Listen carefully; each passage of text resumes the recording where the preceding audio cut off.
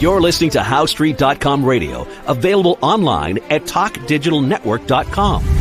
Welcome to HowStreet.com radio, the online source for market opinions. Here is Jim Goddard. My guest is Mark Leibovit, editor and publisher of the Leibovit VR newsletters, also known as VRTrader.com. He's speaking to us from Arizona. Mark, welcome back to the show. Glad to be here, Jim. Thanks for having me. Do we have a special offer for our listeners? Yeah, we have our 50% offer for our VR Forecaster report and all our newsletters with the promo code half off. So you go to VRTrader.com. And when you get to the order page, the promo code section, you enter half off. You get half off of, and particularly the forecast model, which is very timely for our clients this year, covering many of the major markets. Anyway, any of the products, including our blockchain letter, which is something I also strongly urge you to take a look at, along with our metals research letter, and even our cannabis letter is part of the list of entries there. So take a look. Yeah, and if you wonder how good is Mark was ranked one of the top all-time gold timers in the world by the last edition of the Timer Digest. Not a bad record, Mark. Thank you. Are you a financial advisor? No, not currently. I'm not a financial advisor, nor do I provide financial advice, but we do publish our newsletter and have done so since, believe it or not, 1979. Wow. Well, just 3 years after I graduated from high school, I think. Wow, time flies. Yep. Yeah, it does. It sure does. I tell you, well, the market helps make it happen, too. So keep you busy. How would you describe what's happening on the stock markets right now? The last time I checked today on Thursday, everything was in the red except the Toronto Venture Exchange, which is commodities like gold and copper and silver. Right. Gold into new highs again today. Mm-hmm. Silver creeping up back toward its high from a few months ago, just about getting there. Gold shares doing well as along with that. Some commodities are also ticking up, which we have on our list. It's there's a lot of talk about gold standard here in the U.S. with Donald Trump backing the bonds with gold, or treasuries with gold. Haven't heard much in the last week or two about auditing the Fort Knox to see if the gold is really in there. I have my own suspicions that it probably isn't, but I don't think we're going to get that audit. I have a gut feeling that, and had for many, many years, that it's not really there, and they're not going to go in there and examine every vault and test each block of bar of gold to see if it's real or not, because as you and I know, there's some phony bars out there as well around the world. So if that's really true, and it really isn't there, and they probably, like I said, I don't think we're going to get to that point, gold would explode beyond belief. Imagine, it could double or triple. I mean, it could be $10,000 an ounce or something crazy if suddenly the world's largest supply of gold really isn't there. So I have a feeling that realization is not going to come, to us, because we won't have that opportunity. That's just my gut feeling. I guess I'm a bit of a cynic, but there has been an audit of the gold in Fort Knox since the 1970s, and it was only one vault that they went into. So, I actually published some articles. There are articles out there that think that we've been robbed, that the gold's not really there. But, I could be wrong. But in any event, to answer your question, yep, the gold market is a standout today. And, the market as a whole is in this cyclical, choppy time frame, which we talked about. We're looking for, middle to the end of March as a possible low point, which has so far been the case. But, it could stretch on. There's an expression, so may go away. Maybe get a rally, and then you have another little bit of a pullback. But I think this is just a corrective phase. A lot of it is news-driven. Worry about the tariffs and what their impact are going to be. And I'm not going to make any, political comments here. I'm just saying that is what it is. So hopefully it works out, for the best. And, in the very short term, everybody looks to one every day to another news item or a new indicator looking for hopefully the Federal Reserve to lower interest rates, which is irrelevant, I think, to what's really happening out there. Because believe it or not, the economy still seems to be okay, even though there may be some additional costs. For example, automobiles, for example, particularly those are imported, could go up substantially in price here in the U.S., and that could be a bit of a negative. But on the other hand, crude oil is backed off a bit, and the cheaper crude oil, the better. Puts more money in people's pockets for less gasoline expense. And tomorrow, I think Friday, is they're going to have the holding their breath. It's all a bunch of nonsense. The PCE report is coming out, and the PCE is the Personal Consumption Expenditures Index. I don't, from my commentary, I don't really trust government numbers anyway. On industry-related numbers, consumer price index and things like that, only ones that are generated by the industry I really pay attention to. But in any event, one of the reasons I don't like it, it's supposed to measure spending of goods and services by households as the gauge of inflation, and that's supposed to come out Friday morning. But similar to the CPI, which is different, that's a consumer price index. This is a different index, the Personal Consumption Expenditures Index. They're all crazy. It excludes food and energy prices. So anyway, I think it's a false index because that's part of what we spend. And so anyway, the street is looking for a good number. I don't know what that good number is. I really could care less. It just these numbers are revised often, and they're the hope is that if it's low enough, the Fed has more reason to lower rates. But they don't talk about what the Fed does besides that. Money supply and all kinds of other shenanigans involved, and they don't talk about the U.S. Treasury printing money left and right. And even Ben Bernanke was talking about it back in 2008 when he was the Fed chairman, how when they push a button and they literally just print money.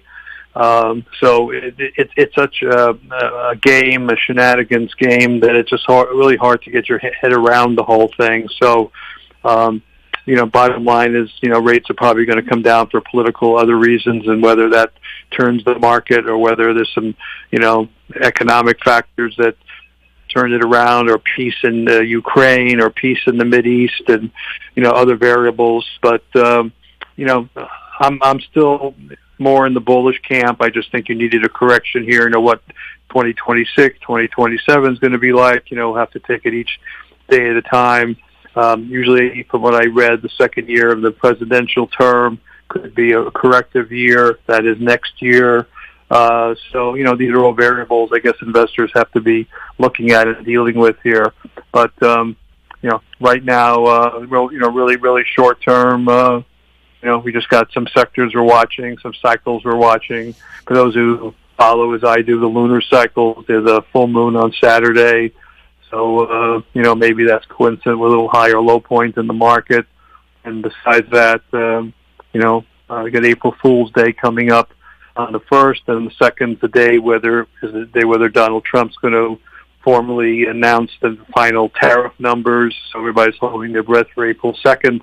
Day after April Fool's Day, and markets become tradable, and a lot of volatility here. Big names like Tesla have come down big, and then they rally big, and stock rallied almost 50 points here in the last 2-3 days after dropping 150 or more points quickly. So there's a lot of action out there for people that are trading the market, as I try to do occasionally myself. So. I just think it's a very exciting time out there. But I think you just got to be aware that the dust has to settle here a little bit short term, and I think we're off and running again to the upside this year. So I'm still remaining positive, and you're getting off a bit of a tangent here. I'm still focusing on other markets, including the crypto market, which I still think has some great potential here with Donald Trump's plan to create a crypto, I guess, storage of some kind. We're going to talk a central bank digital currency grouping, and then a Bitcoin reserve. So there's supposed to be two types of. It's actually a digital asset stockpile is going to be created, which he's proposing, and a Bitcoin reserve in addition to that. So these things all have to be legislated, and it's going to take a little time for all the paperwork to get done and or approved. So those are other things to that should be interesting and unfolding this year into next year. So anyway, short-term markets are in a little bit of a indigestion here. We had a big run-up, and as you know, I was looking for a pullback following, the December cyclical peak into March. So the little shakeout we've seen doesn't come of any surprise to me. And, the real question is it over or not? And we're sort of floundering around here. A lot of it is news-driven. I think after May or so into the summer and fall and winter, we should be off and running to the upside. So that's sort of my overall take. We'll have more with Mark Leibovit right after this.